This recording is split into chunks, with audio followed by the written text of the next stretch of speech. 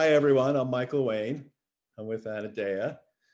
I'm Anadea And Judith, and Michael is the creator of On the Path to Strawberry Fields, a wonderful documentary that you did a couple of years ago now, right? yeah, I think that actually was released last year, though that seems like many dog years ago.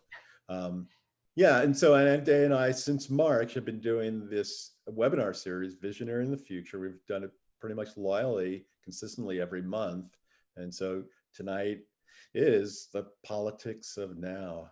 Um, you know, can't get much more topical and relevant than the topic we're going to talk about. And I think we'll both, hopefully we'll stimulate, motivate you, inspire you, and have a nice discussion today, and then continue that discussion next week. Anything you'd like to add, Anadea? No, just welcome to all the participants, and we hope to have some discussion today, or you can chat your questions into the chat box, and we will read them and address them if we can. Yeah. Yeah. So tonight, both Michael and I like to create slideshows for our talks. Michael's on the East Coast, I'm on the West Coast.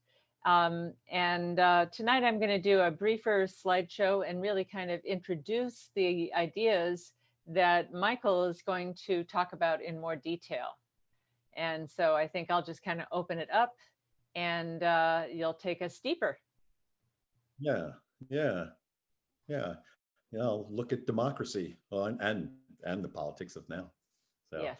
So Anadea, we decided you'd go first. Yeah. Okay. So without any further ado, I guess I'll share my screen and we will start.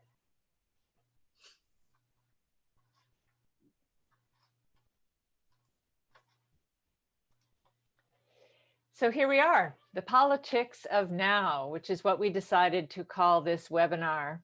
And I happened to find this graphic where now is leading us into the future, and what kind of future are we going to have has a lot to do with how the politics go right now. But also right now is a result of politics of the past that were started in, at least in the US, when we first formed the nation and we were a country of 13 colonies, and people, got around on horseback and didn't have telephones yet, let alone fax machines and airplanes and computers and all the things. And we're still in that old system, even though we are on the road to going into the future, where our future is actually very dangerously hanging by a thread. And so here we come up at this moment of now, 2 weeks from the US election, where certainly in this country, and I think even in the world, the US election dominates everything.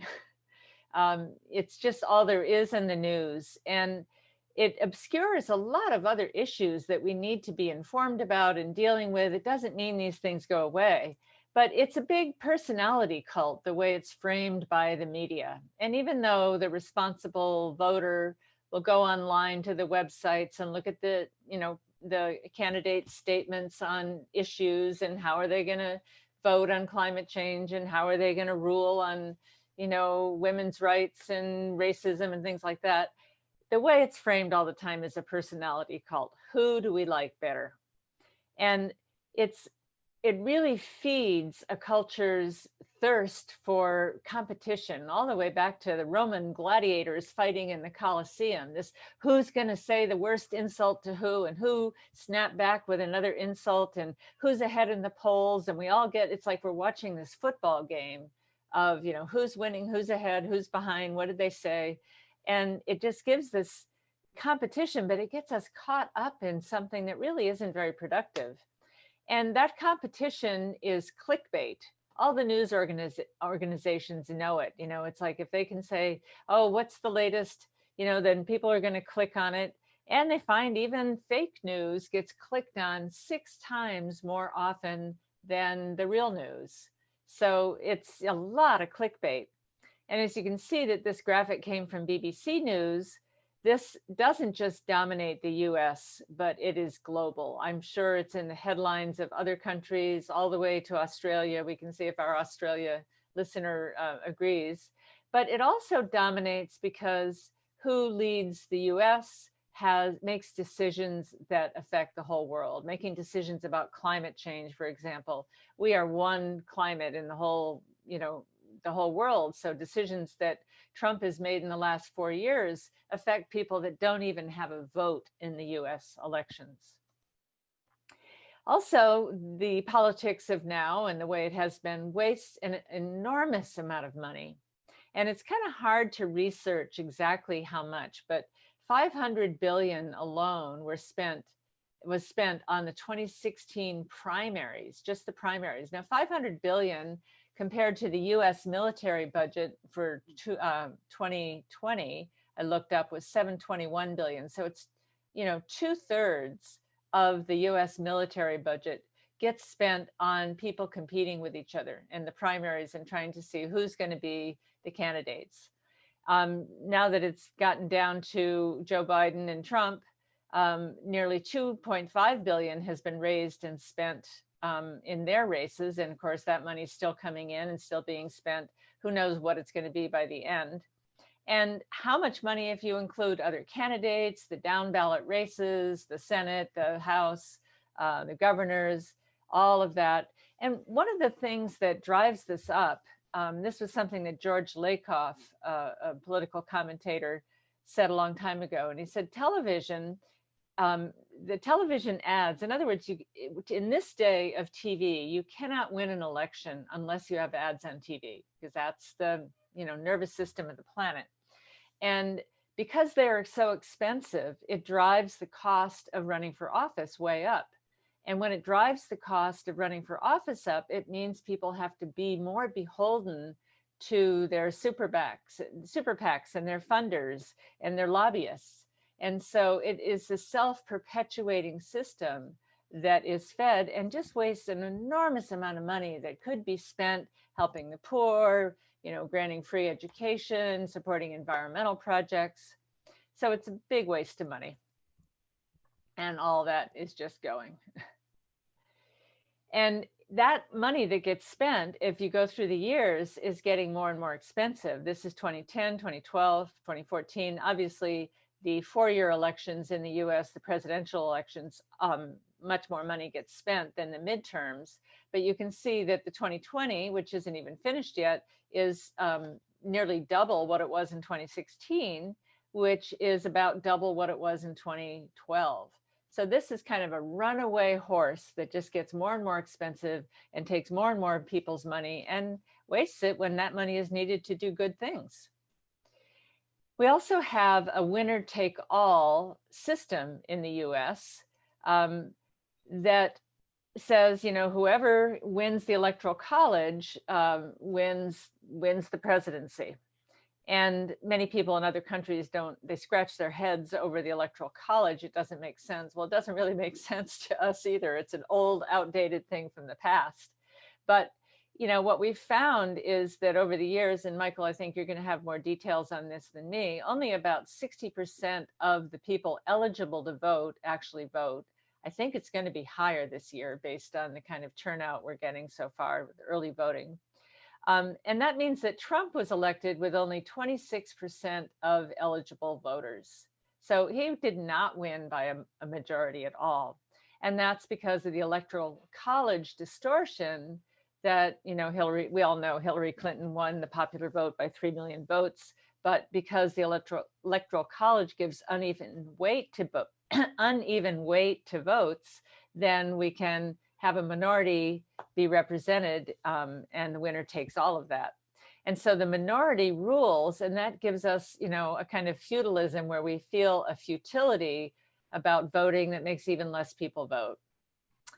And the reality is, even though only about, the minority is putting someone in power, 60%, for example, favor stricter gun laws, but we don't have them.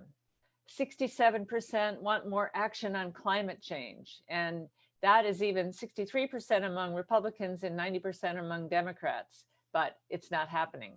62% want more environmental protections, and yet Trump rolled back over 100 environmental regulations, some very serious ones. And they're trying to do as much as they can before they go out of office too, sensing they might lose. So, our current system gives us what I call the illusion of democracy. That if we vote and our vote is counted, then we have a truly democratic society and everything is fair.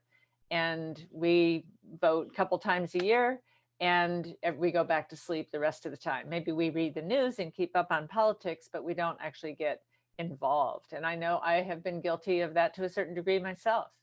Um, that this minority does not give us an accurate representation. And just for example, the Senate in the US, which is 2 senators from every state, it doesn't reflect the majority of the people. 6 senators from highly populated states of New York, California, and Texas, they represent 90 million people. And they only get 6 votes in the Senate, where 62 senators from 31 states represent the same number. So we could have, a few senators from the, less populated in, Midwest states, Nevada, North Dakota. They dominate the majority of the people. And that's just the system we have. Of course, the House of Representatives is more representative of the population. But this also doesn't represent the actual electorate, because there's not as many women in power as there are in the population. There's not as many people of color and minorities in power as there is in the population. So we have this minority ruling again, in this illusion that we have a democracy because we get to vote, and little or no access or influence in between. How do our ideas get counted? How do they reach people? Not only that, when this, election comes every 2 or 4 years, we have a lot of opportunity for the election to be messed with, to be tampered. That there can be gerrymandering, which gives unequal weight to certain neighborhoods that might be predominantly people of color that vote Democratic, and that unbalances the votes, again, with the winner-take-all strategy. That we have voter intimidation. There's been phony leaflets handed out. There's been, talk of, Trumpsters with their guns getting around the voting sites and parading and, all kinds of things to intimidate voters. There's false information that goes out. There were phony ballots that were sent out, they discovered. I forget what state that was in. Michael, do you remember? Was that Pennsylvania? It had some phony ballots? Oh, no, I'm not I sure. remember reading about that, and they had the wrong information of where to mail it. And and phony ballot boxes, that's been happening in California, and the Republicans have actually admitted to putting out, dump boxes for your ballot that look like the real ones but aren't, and those ballots never get sent in. Phony ballots themselves, I mentioned that. It's possible that there's machine hacking. They did an experiment. The voting machines are so antiquated that an 11-year-old, computer geek was able to hack into it in about, 30 minutes. So they're really quite easy to hack. And ballot tampering. So we have all kinds of ways that the elections have been invalidated. And we're just hoping that we get something close to a fair election this year, but there is absolutely no guarantee of that. And some of this comes down to one of my pet peeves, the 2-party system, which is a constant football game between 2 teams that are always fighting each other. And this, again, wastes a tremendous amount of energy. It feeds an identity politics where people identify as Republican or identify as Democrat and say, oh, my family's been Republican for generations. And, because these ideas are Republican ideas and I'm going to vote all the way down the party ticket, this is what I'm going to vote because that's who I am. And something like climate change, well, if that's not on the Republican agenda, then, well, I'm a Republican, then I'm against climate change. And it merges that. And so people vote their party instead of actually the issues. And it doesn't allow us to tease apart the important issues like climate change or, abortion rights or women's rights or racism or any of the things that are up that get lumped into parties. And it has a lot of stalemate in the governing bodies, that they spend their time fighting each other and trying to push a Supreme Court justice in because it's their turn and they have the power to do it right now before they go out of power. So it wastes a lot of taxpayer money, a lot of stalemates and stagnation. So it's really an outdated thing. And then the other thing about our politics, and I see this so clearly, if Trump is showing us anything, it is showing us that our American political system puts too much power in one person. One person, I don't care who it is, whether it's somebody I agree with or not, should not have that much power. Whoever is elected has the power to fill their cabinets with whoever they want, and we have no say in that. They can sign executive orders and put things into place. They can, veto things that the Senate or House does. They can pick the judges for the court, and we're seeing that right now, trying to get a new judge into the Supreme Court. And apparently Trump put 200 people into the lower courts. They can wage war. They have access to the nuclear codes. They can incite violence, which we see Trump doing with regularity, because people follow what the leader says. They, in this case, the leader had the power to, go against what science was saying about wearing masks and leading to a lot more corona deaths. And of course, as I say, this one person can make decisions about climate change, or Jair Bolsonaro in Brazil can make decisions about climate change that affect the whole world. No one person should ever, of any persuasion, have that much power. And so I hearken back to something that our founders of this country said. George Washington said, "The alternate domination of one faction over another," and he was talking about the two-party system, "sharpened by the spirit of revenge, natural to party dissension, is itself a frightful despotism. But this leads at length to a more formal and permanent despotism. The disorders and miseries gradually incline the minds of men to seek security in the absolute power of an individual. And sooner or later, the chief of some prevailing faction will turn the purposes of his own elevation on the ruins of public liberty." And aren't we seeing that when we have a president that says, well, I'm not going to submit to a peaceful transition of power. And, I'm going to tell everybody the Democrats are stealing the votes just because they want to count the votes that we're trying to get rid of. And then John Adams said, "There is nothing which I dread so much as a division of the Republic into two great parties, each arranged under its leader and concerting measures in opposition to each other. This, in my humble apprehension, is to be dreaded as the greatest political evil under our Constitution." And I think what I see in all of this is people are not questioning the two-party system. While it's wasting money and everybody's throwing mud at each other and it's so much ad and all the things that I've talked about, we aren't questioning the system that we're in. Most countries have more than two parties. America's stuck in this. So what is democracy really then? Well, ideally, it's government of the people, by the people, and for the people. And that is what's in our Constitution. It should be a coordination of collective will, not whoever wins dominates everybody else with their ideas. And, the people who are in the party that lost, well, they can just go to hell, nothing that they care about matters. It should be a protection of our national security, something that keeps the peace, that takes care of the environment, that takes care of the things that, the flow of goods that we need. And also that enacts laws that we all agree to abide by, to get along with each other. Well, that doesn't seem so difficult, but what does real democracy require? It requires education. It requires people that are involved enough to be really informed about the issues, about what's going on in the world. It requires, news organizations to be educators. And, something about news organizations that I've often thought, they always get these experts on, and what do you think about this? And the expert chimes in and says, oh yeah, that's really awful. I agree. And I even have this information, but they don't have experts come in and say, how do you solve it? And so what happens to people watching the news is they're actually getting traumatized by all these things, how bad it is, how bad it is, when solutions do come about, and there are solutions out there floating around. We should have people that come in and say, well, what do we do about this situation? How do we solve it? Instead of, yeah. So it also requires that we have realistic representation racially and by gender and by socioeconomic status, and we have an accurate representation of the people.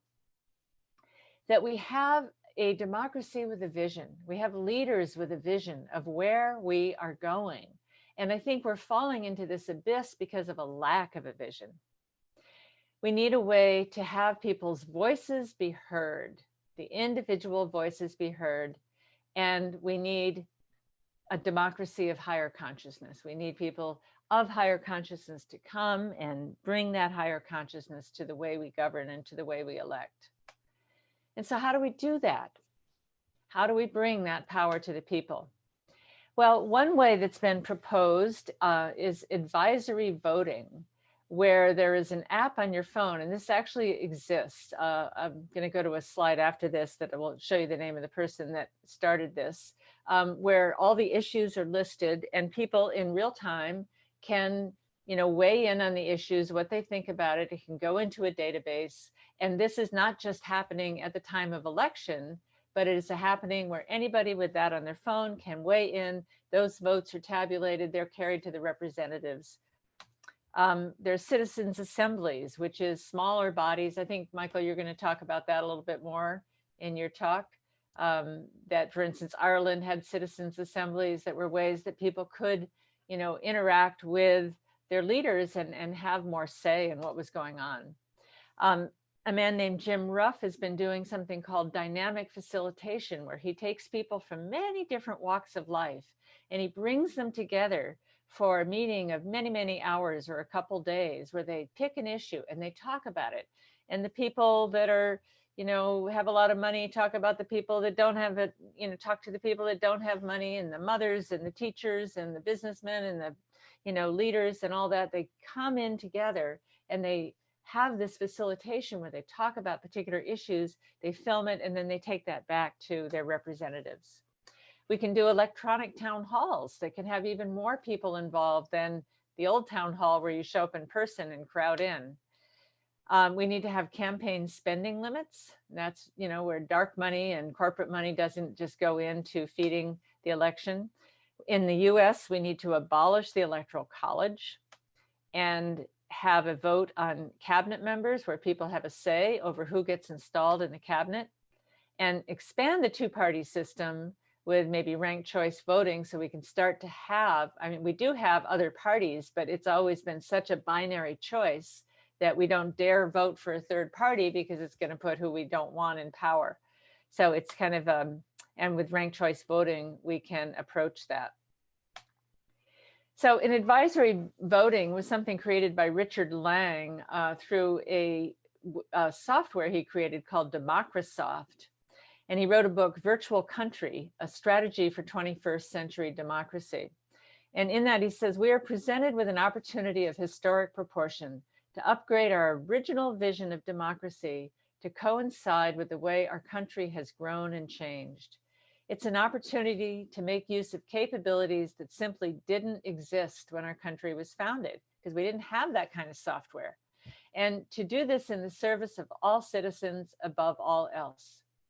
We have an opportunity to renew our collective confidence in the power of our democracy and to shepherd its transition from cynicism and helplessness to vibrant and enthusiastic civic engagement that will be a model for other democracies around the world.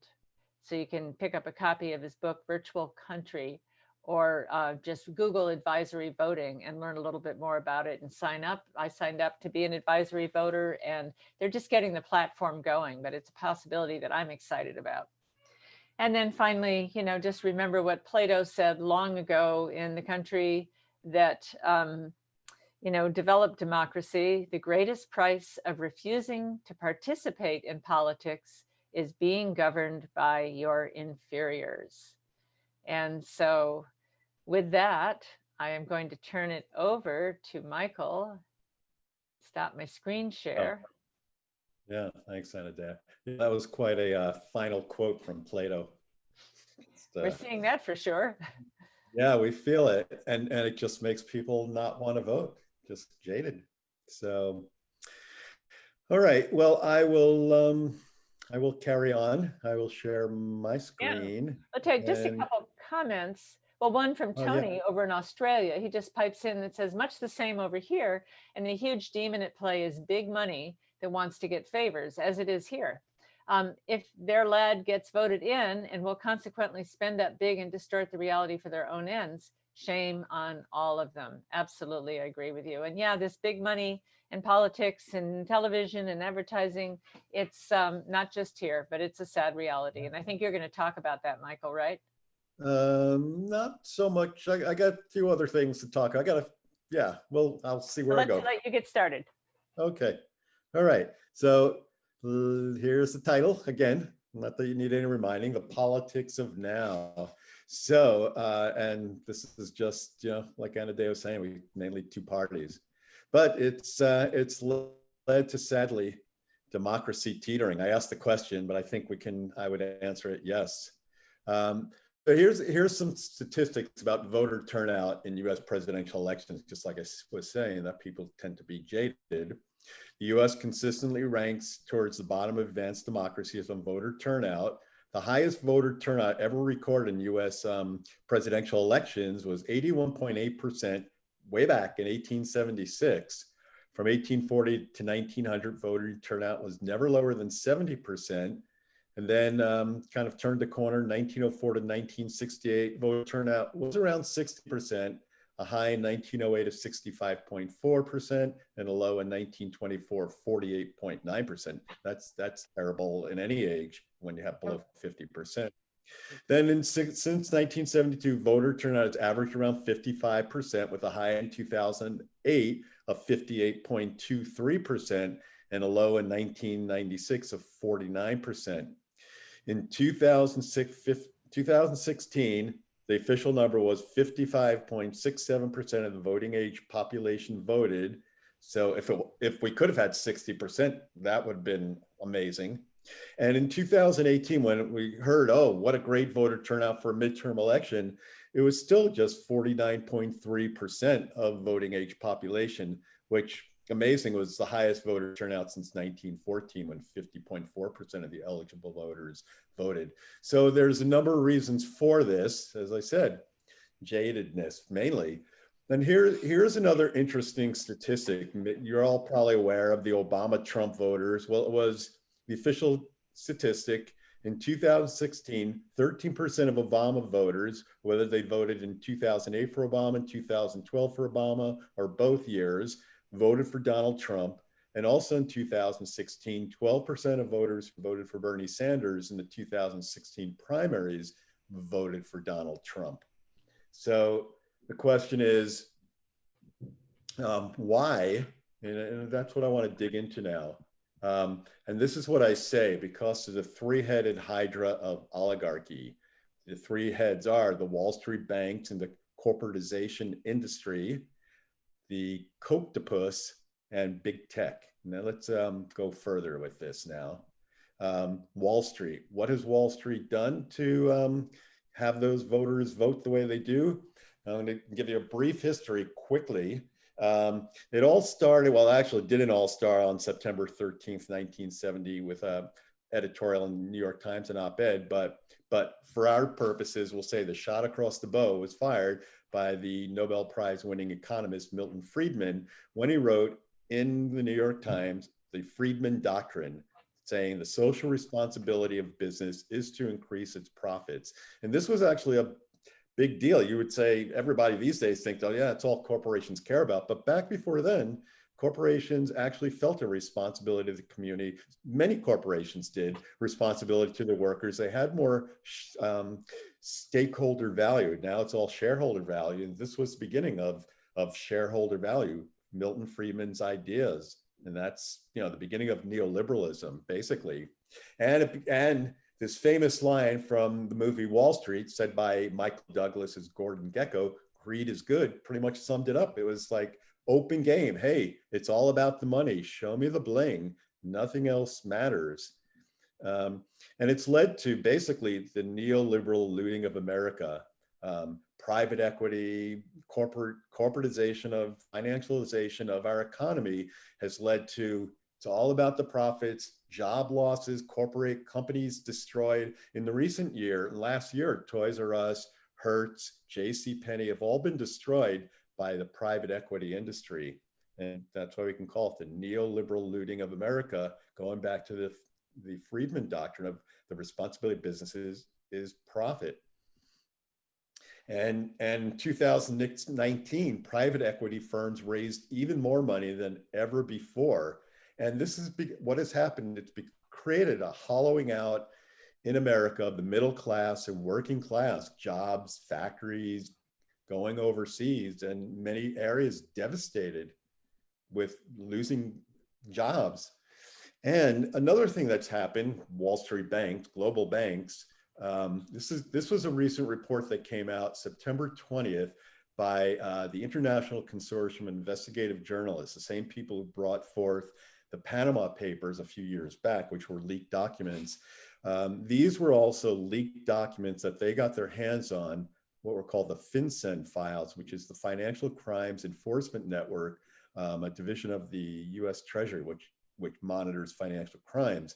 And what the files show is that trillions of dollars in the small sample of documents that were leaked, it showed trillions of dollars in tainted dollars, money laundered throughout the world, going through banks. The banks don't stop. The banks want it. They want the money, and it comes in them, goes through shell companies, and lands somewhere. These are tax evaders, and people don't want their money to be seen. A certain resident of the White House most probably is one of these people, because in the Panama Papers, he was listed over 1,000 times.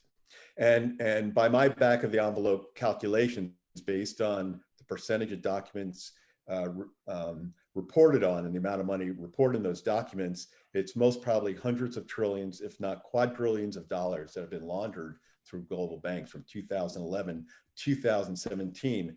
And what happens basically is it's trickle up. Milton Friedman's theories of neoliberalism were trickle down, but it's really trickle up, where the top 1% of Americans have taken $50 trillion from the bottom 90%, making the US less secure, making democracy teeter, and creating the politics of now, what's going on right now. So the second of the three-headed hydra is the coctopus, the phrase that's used for the alliance started by the Koch brothers. Now there's just one remaining Koch brother, Charles Koch, and the alliance of billionaires, mainly pushing a right-wing agenda. Jane Mayer, in her bestseller book of a few years ago, Dark Money, wrote about this. That it was about the hidden history of the billionaires behind the rise of the radical right. And these are the brothers, Charles on your left, David, who passed away a year or two ago, on your right. And America Meet Your Own New Owners isn't really going that far-fetched.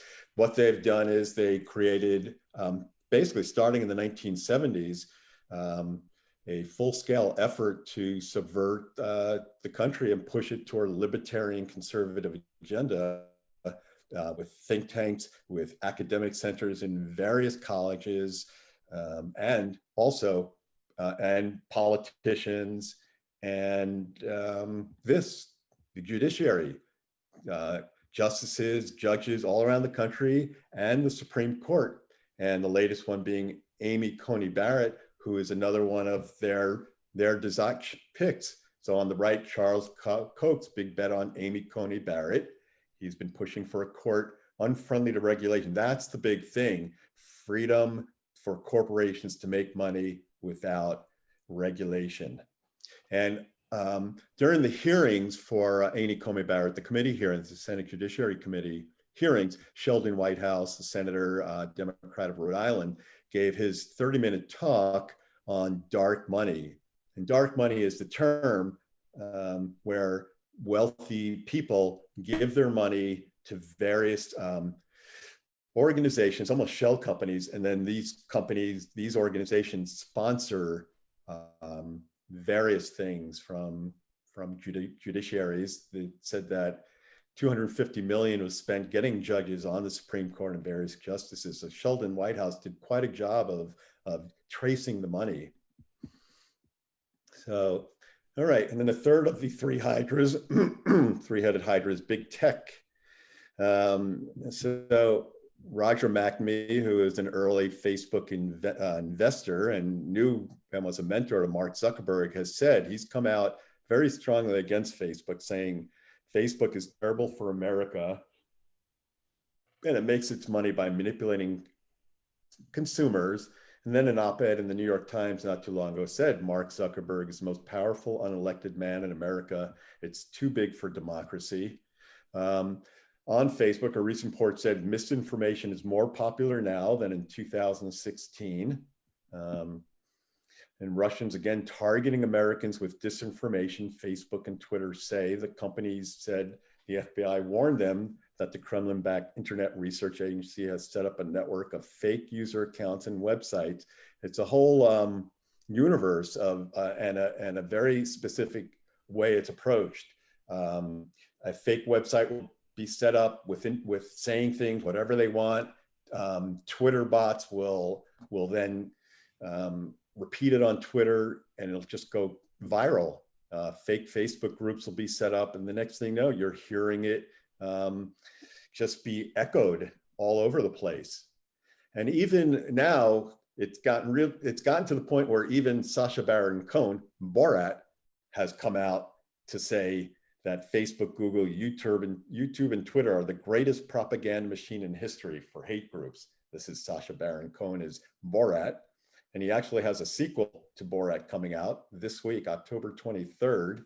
And he actually gave a talk last November. This article was last November to the Anti-Defamation League, in which he talked about this and he called them the Silicon Six. And then he wrote an op-ed in the Washington Post backing it up, is what he had to say. And then also with big tech and Facebook a couple of years ago did a secret mood manipulation experiment on a few million people to prove, just to show how they could easily manipulate people's emotions and thoughts. And this has led to the term brain hacking, on how Silicon Valley has engineered phone apps, social media to get you hooked and to rewire your brain, to start thinking things that may or may not be based in reality. And then one other factor is disinformation from media, social media, as I was saying, and websites. Fox News, this was an op-ed in the Washington Post. Their destructive role in America needs to be taken seriously after 25 years of being on the air. More propaganda outlet than news organization. Talk radio is also turning millions of Americans, and that's probably a low estimate, into conservatives, and the medium's the heart of Trumpism.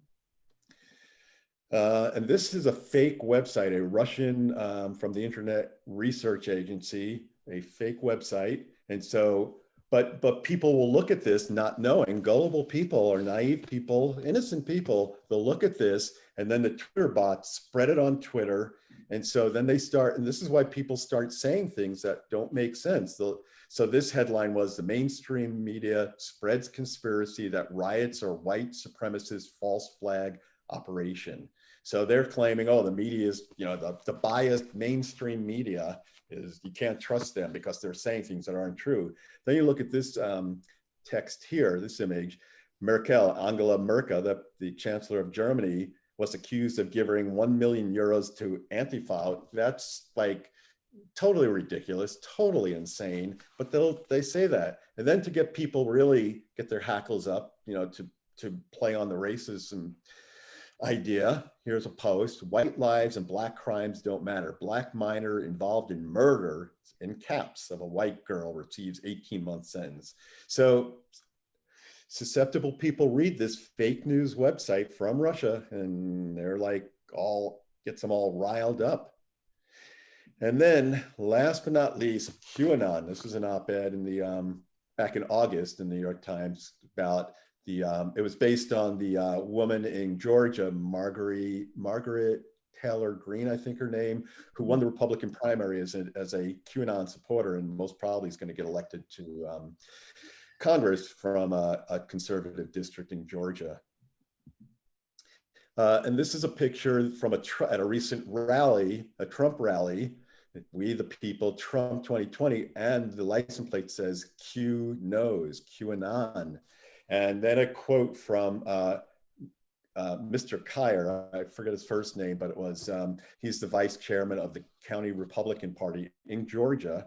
And he said, we're all aware of the pedophilia stuff. That's what QAnon is well known for, claiming that they're trying to save the children. Pedophilia is a big problem, but unfortunately with a little warped in their perspective.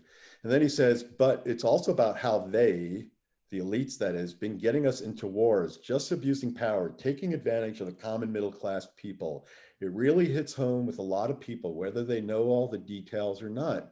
So that's the truth part. And that's what I was saying about private equity and how they've hollowed out America and wars, abuse power, taking advantage of regular people.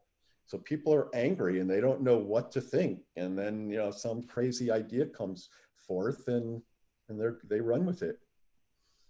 And then one last thing on QAnon kind of brings it full circle. When I'm talking about Wall Street, when this headline came in September, QAnon key figure, September 10th, 2020, QAnon key figure revealed as financial information and security analyst from New Jersey. Turns out this person, this QAnon key figure, was a senior vice president at Citigroup, one of the largest global banks in the world. And he was moonlighting, running one of the premier QAnon websites with 8 or 10 million views a month. And it was where QAnon put their so-called drops. It was the QAnon cryptic messages on that website. And so this person, whether he really, this QAnon key figure, this senior vice president, Citigroup, really, but I'll just keep talking, really believed it. It's what you call opportunists, taking advantage of people who've been hollowed out by private equity or hurting, latching on to these crazy ideas, conspiracy theories, and this person from Citigroup, the senior vice president, making a lot of money. When you get 8 to 10 million people visiting a website every month, you can make a lot of money. So the consequences of all this is it's led to economic stagnation, income and wealth inequality, and as I was talking about with conspiracy theories and all that, an inability for people to know right from wrong. And so in 2016, along came Donald Trump. And he actually did have his finger on the pulse of the problems to some degree. And that's why, and this is why, what I said earlier, 12% of Bernie Sanders voters from 2016 primaries and 13% of Obama voters voted for Trump. A lot of people couldn't figure out how could people go from one end of the spectrum to the other. Trump actually spoke the language of the regular people. But at the same time, the telling was when he said things like, I alone can fix it, was a foreboding of what was to come, of pushing the boundaries of the guardrails of democracy. That is autocrat speak. Excuse me, I lost a slide here. Let's see, there we go.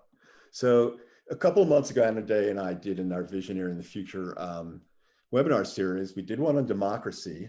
And in it, I stated the US needs to become a multi-party democracy. Just Anna Day was saying the same thing. It's the only developed nation in the world with a two-party system, and that's just ridiculous. I also stated increase the size of the House, have a citizens' assembly akin to what Ireland did, ranked choice voting, and multi-member congressional districts. But the reality of this is this takes time. And As Martin Luther King once said, we are now faced with the fact that tomorrow is today. We're confronted with the fierce urgency of now. And so it's time for, as we say, the politics of now. And the importance of this is, if Joe Biden wins, if Trumpism ends, it's not the end of Trumpism or the next person, because people are still going to be hurting if they're made to be agitated, if their rage isn't addressed. The next person who comes along, who will be a much more smoother talker, will also appeal to the masses in that populist way. And so this is what we need to do. If Democrats win the presidency and Senate, this is your strong measures, and I feel this is what has to be done. End the filibuster in the Senate, abolish the Electoral College, balance the Senate, as Anadea was pointing out. There's not a balance in representation in the country when you have 30% of the country represented by a majority of senators, mainly conservative senators. Also, grant statehood to Washington, D.C. and Puerto Rico, expand the Supreme Court, and lastly, and very importantly, reinstate the Fairness Doctrine, which was stopped in 1989, I believe, 1988, 1989, the FCC ruled. And the Fairness Doctrine was that when a media, radio or TV station had someone give an editorial opinion, then there had to be the Fairness Doctrine said then equal time had to be given to the opposing opinion. And once that got repealed, that's actually when Rush Limbaugh began his ascent. He was the first of the talking heads, because all of a sudden he could go on, and he didn't have to have anybody on to rebut what he said. And why do this? Because the reality is our democracy has been hijacked by a ruthless minority who are committing abuses of power. Evidence A is the crime evidence A and B, 2016, where the Republicans blocked Merrick Garland. Evidence B, 2020, where the nomination of Amy Coney Barrett is being rushed through the Senate, so close to the election. And such as rushing the confirmation of Amy Coney Barrett through the Senate after blocking Merrick Garland, refusing to agree to a peaceful transfer of power or be bound by the results of the election. This is Donald Trump. Spreading horrible conspiracy theories, terrible, the potential of suppressing the vote, claiming the election is rigged, blocking mail-in ballots, and the list goes on. And this is just the last month or two, for some of these. So there's nothing unfair about making democracy fair, I firmly believe. And this is what democracy looks like. Talk about the politics of now. People in the street addressing anything they feel is not wrong. This is a protest in New York. I'm not in New York, in the US. And this phrase, this saying, this is what democracy looks like, is a phrase. If you've been to any protest in the last few years, this is a saying that gets repeated and repeated. The power of people marching the street against what they feel are injustices. And also other things that democracy looks at, are through the ballot box.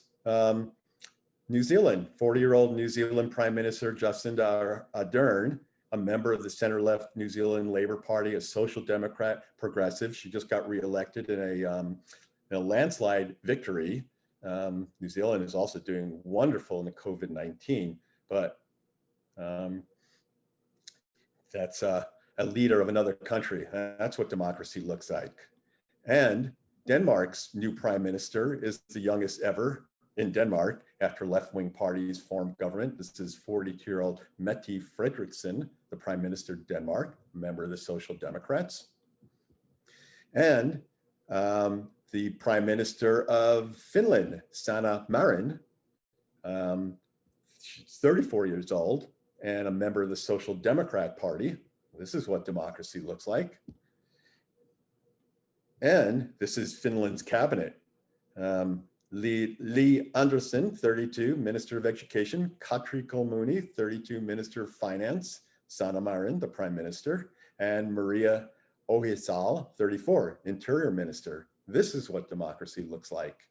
And Iceland, their Prime Minister, this was an article talking climate change and gender equality over ice cream with the reporter. She's 44 years old, Katrin Jacobsdottir, if I'm pronouncing it right. She's a member of the left green movement. So that's what democracy looks like all around the world.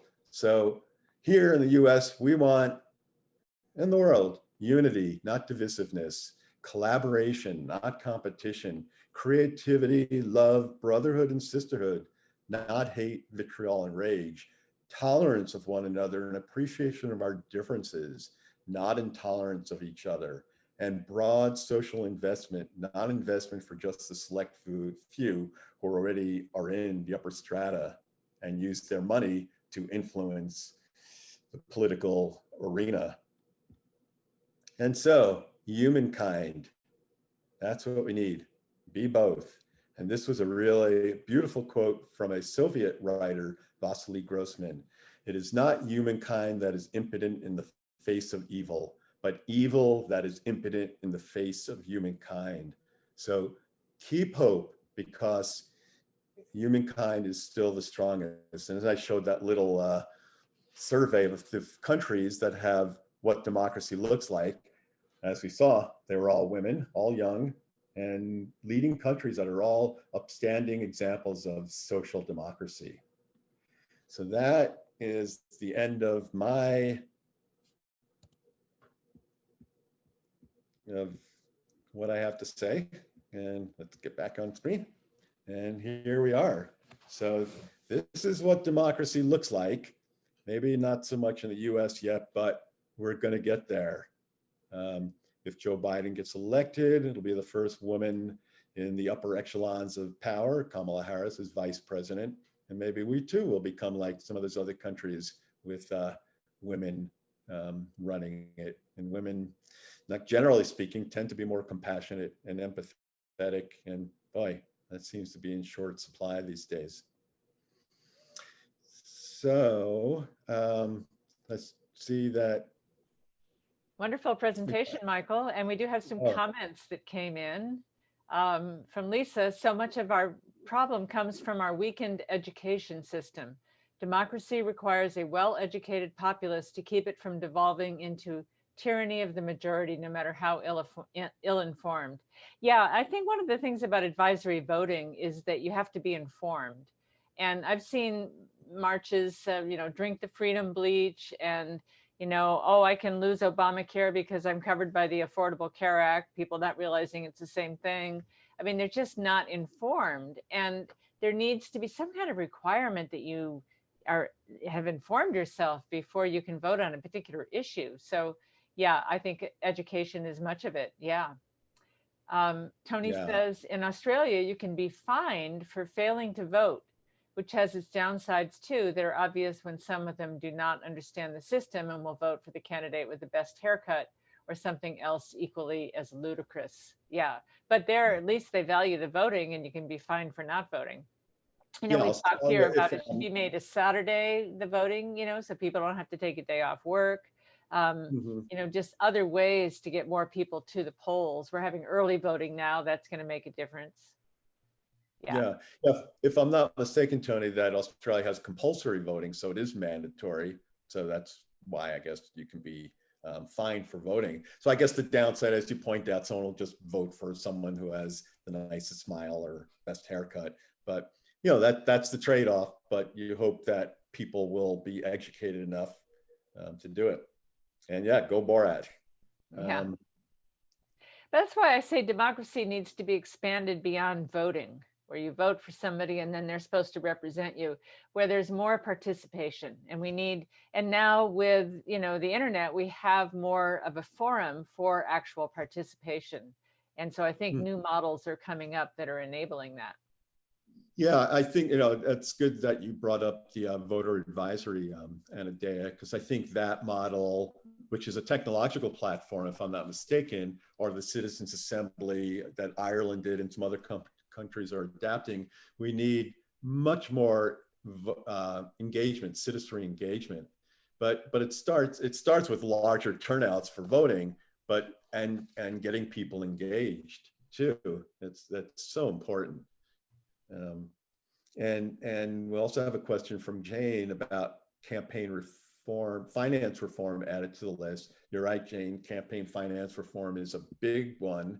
Um, it's it's a major problem. I brought up the Koch's dark money from Jane Mayer's book, and that's been a real problem. The dark money going into campaigns. No one knows where exactly it's coming from because it doesn't have to be made public, and it's influencing candidates, influencing agendas, and then of course Citizens United, which was another outgrowth of the Koch-DePuss's tentacles, when it took 10 or 20 years. I think it was a 20-year effort to get that to the Supreme Court and voted on. And of course, you had to have enough justices who agreed with that theory.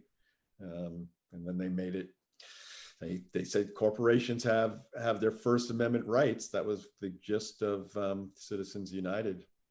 Corporations are persons, yeah. Nina Yeah. writes, ideas and models are surfacing. How can they be launched to take root and move humankind forward? Well, you want to take a stab at that, Michael? And maybe we both can. Well, I think, looking at other countries, especially the countries that have multi-parties and higher voter turnout and participatory democracies, there's a chance for these ideas and models to take root. Ireland went from in the democracy webinar, I talked about the Citizens Assembly and how because of that, Ireland went from this staunch Irish Catholic religious country to passing constitutional amendments that allowed for abortion and gay marriage, which was amazing in a Catholic country like that to allow for that. So that's, how do we take root, move humankind forward? It's, we have to keep pushing the envelope and to make that happen by all these different ideas that we can realize. And like I said, that's why at the end of my slideshow, I said some of these things will take time, and this is what we can do now after the election, and we can all agitate for it and get out in the streets if we need to march, because this is what democracy needs to look like. Yeah. And Anna, you want to add anything to that? I think that what we are seeing is we have to see a failure before really these new ideas can take hold, and that we're seeing a breakdown. All the questions around this year's American election, all the possible invalidation, all the issues that we're bringing up, where it just doesn't work. We have to have a kind of failure before people are really going to entertain something else. And in systems theory, and I talk about this a lot in my other courses, when there's a big disturbance in the system, or when there's a crash, or when there's a failure, or when there's some kind of collapse, that's when the system becomes very fertile for new ideas to take hold. When it seems to be running well, new ideas can't get a foot. It's sort of like the alcoholic that has to hit bottom before they're really going to turn in and do their work of recovery. So I think that it's not that we have to make it fail, but in this failure of the dust that is made creates a kind of fertility. And then, people that think they don't have much influence have more influence. It's multiplied through the internet. And I think the internet, is a positive and negative force for this. As I watch all the things that happened, Cambridge Analytica in the 2016 election, and the things talked about in the movie Social Dilemma, which if you haven't seen it, you should. As much as social media can cause havoc, I think it could also be used for a force for good. It is, after all, the collective group mind of the planet. And so it's up to us, all of us, how we behave in that. And like a child learning to talk, it's babbling, but we're, having better conversations. Yeah, when social media first came on the scene in the mid 2000s, everyone hailed it as the new techno utopia. And that's right. And then bad actors and the profit motive took over everything else. So Tony, you're bringing up about Obama how people thought he was going to be the savior and correct much of the wrongs within American politics. Obama did a lot of great stuff, but he was also at the same time part of the legacy of neoliberalism. And I think Obama has, spoken up about some things that need to change. He was also the victim of a lot of hate, vile, and racism. So, I can't speak for him and know what his mind was. But he was also a victim of the two-party system because the Republicans didn't want to let him get anything accomplished, and they blocked him on everything he tried to do. Mm-hmm. Yeah. So no, there was a lot of good, a lot of negative, but I think one of the good things, and I think we all missed that, is just in the bandwidth in the noosphere, just a more open, hopeful, positive energy overall, instead of this dark foreboding that we've been living it through the last few years. And that's just an energy, kind of a force field that permeates throughout. And Lisa was asking or bringing up some sort of baseline standard civics curriculum.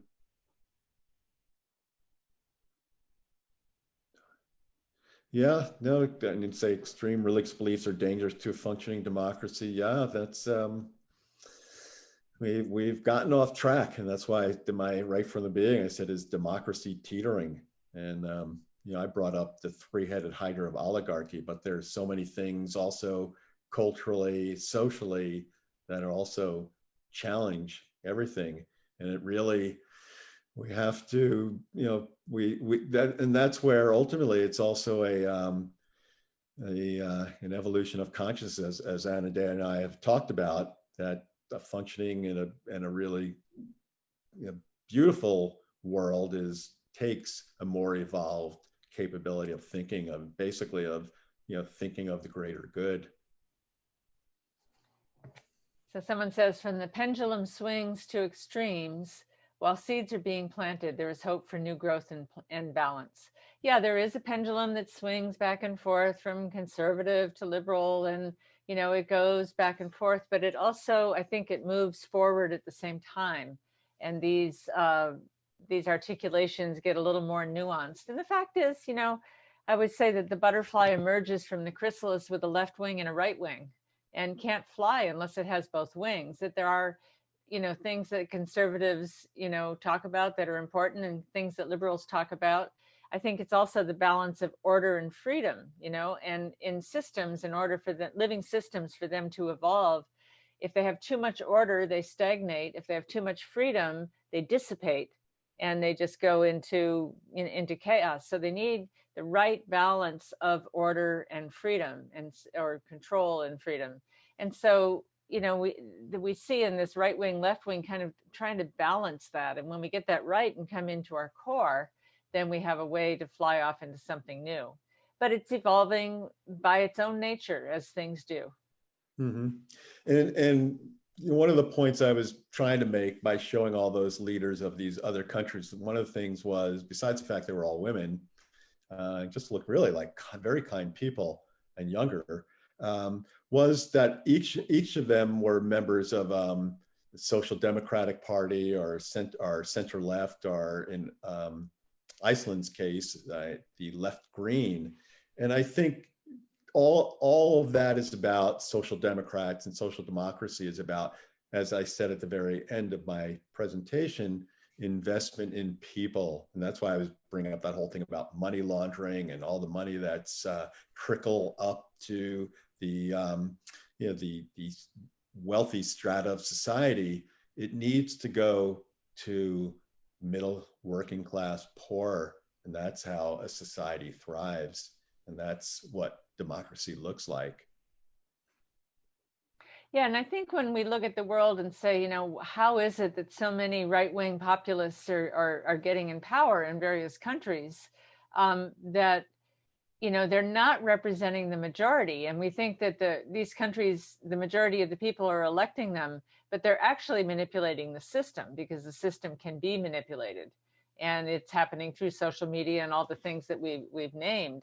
And so if we don't correct these problems, we are going to continue to get the corruption and the corrupt people who, game the system for their own advantage. And we are not going to get democracies that represent the wishes and desires of the majority. Mm-hmm. Yeah, and when neoliberalism, when Milton Friedman first wrote his doctrine, the doctrine of business profits, one of the things and if you remember the date, it was 1970. It was right on the heels of the 60s and the Cultural Revolution that occurred then. And one of the things Milton Friedman did very smartly was sell the idea that this is about everything having less regulations, being free, free to be yourself, free to be what you want, free to make money, and that regulations were bad. And that was kind of almost an idealistic sense. So what I'm getting at is that if people were always living all people by their highest standards, by the greatest good, we wouldn't need regulations. We could live in a libertarian society without rules and laws. But, as you're pointing out, Anadea, some people, when I think the small minority, but some people, when they can, will game the system for their own nefarious and devious purposes. And so until we learn how to be more enlightened, and that's what's the guiding force of society. We need rules, we need laws, we need regulations to rein in the excesses of a society. So that I think a lot of us understand this age of neoliberalism is coming to an end. And even a couple of weeks ago, Pope Francis, put out a new encyclical saying that this has to change. Neoliberalism is destroying the planet. So when you got the Pope going and Borat against you, it's who else do you need but the Pope and Borat? Yeah. Well, I think freedom is very important, but if it's not coupled with responsibility, it'll create a runaway system. Uh-huh. And that's, that's my argument about us being at our adolescent stage. Adolescents want a lot of freedom, but, a good parent doesn't give them the freedom to take the car until they know they can behave responsibly with the car on Saturday night. So, our freedom should be coupled with those responsibilities. So we don't use the freedom to just take whatever we want from whoever we can take it from and dominate a system with our own selfish motives or nefarious motives, as you say. Yeah. And Adam Smith, who's known as the father of capitalism back in the 17th century when he lived, wrote The Wealth of Nations and talked about the invisible hand of the market, talked about that people act out of their own interest. But he also said that, I don't know if he used the word enlightened self-interest, but he also talked about that people have to think of others. And Smith was not an economist, he was a moral philosopher. And so he did think about the moralities of economics at that time. And capitalism looked a lot different in his age, since it was we lived in the time was an agrarian economy. But unfortunately, his ideas have been corrupted and bastardized to this sense of, let the market have free reign. And so, it's a good analogy making Anadea of the infancy and how, we need restraints for the enfant terrible. Yeah. Tony has a comment. To me, the hope realistically lies in lots of people coming to the realization that what happens on Earth is merely a learning curve journey as part of our soul's development to higher levels. I think that's our journey to higher consciousness. And the journey does take these ups and downs, and we go through times in culture that's just flourishing, and we go times of contraction. And I think we're in one of those times of contraction right now. And this is a necessary contraction to come to a new order. How about the long-lasting effects of the Catholic Church's Council of Trent? I'm afraid I don't know a lot about the Council of Trent. Neither do I. Oh, so you got us stumped, Tony. So I guess you won the $64,000 question. Yeah. And Lisa said earlier, there's so much work to be done. We all need to roll up our sleeves. And I think that's what these times are calling us to, a full participation on the part of everyone, that we can't go to sleep anymore. And, we've been given the technology, we get, headlines on our cell phone, we can be informed, we can go on the internet and research articles and people and candidates and all that. We don't have any excuse to not be informed and to not participate at some level.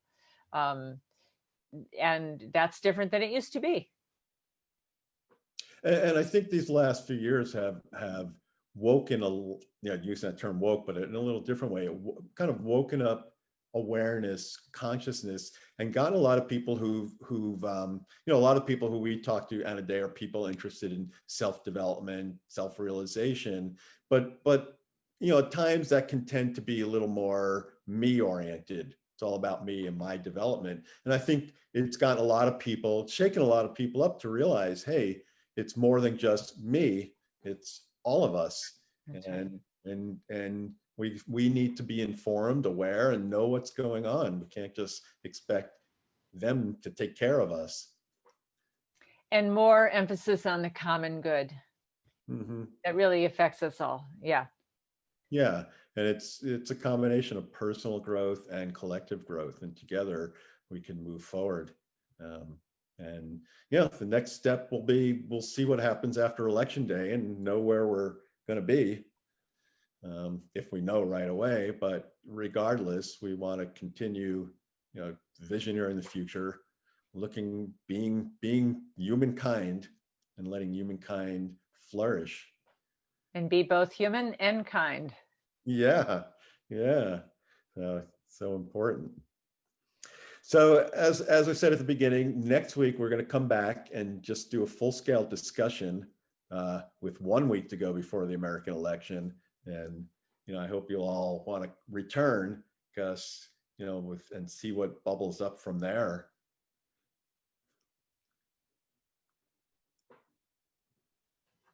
I'm reading your post, Tony, about, I guess, the Council of Trent. Church severely limited what the sciences could do, and that is why the Indians and Chinese and Buddhists are way ahead of the Western world spiritually.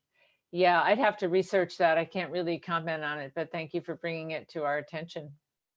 Well, I think we're at the end of our time, and unless there's anything further that wants to be shared. Well, we'll be back next week, next Tuesday, 7 p.m. Eastern time, and we'll have all of you on screen. And we're gonna we want to talk about this, because this is a story and a dialogue that's going to continue even beyond the election, because this is our moment of opportunity, and this is what democracy looks like, truly. Absolutely. And yes, this was recorded. Yeah, thank you, Jane. Yes, this was recorded, and it will go out to everyone that registered for it, right, within a couple days. Yeah. Whether do it at the end of this week or wait till after a discussion. One way or another, it'll definitely be going out to everybody on my email list, and I think on Ada's email list too. Yeah.